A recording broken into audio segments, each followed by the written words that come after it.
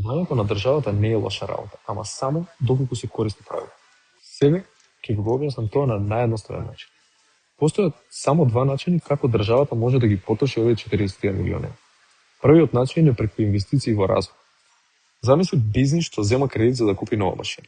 Таа машина произведува повеќе, бизнисот заработува повеќе. И од тој нов профит многу лесно си го враќа кредит. Истото е и со државата.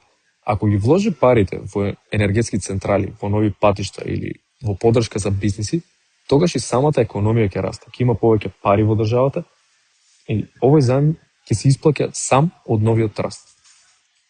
Вториот начин е покривање на тековни трошоци и тоа е лошиот начин. Ова е исто како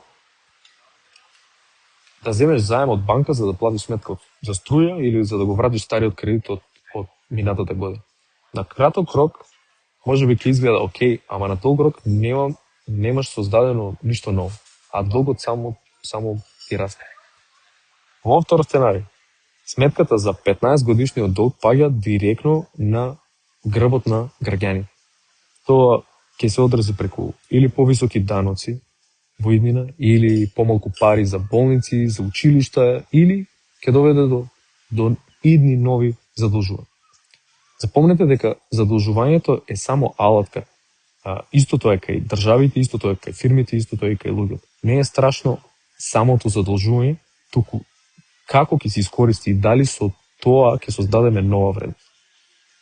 Што мислите вие, во кој од овие две сценарија ќе отидат овие 41 милиона? Пишете ми во коментар.